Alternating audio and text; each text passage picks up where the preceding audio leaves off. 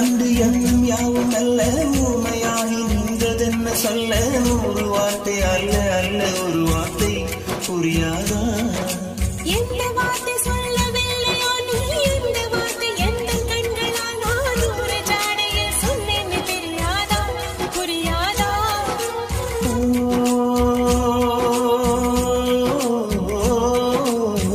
மயில் போல நானும் கண்ணி சேர வேண்டும் மயில் போல நானும் கண்ணி சேர வேண்டும்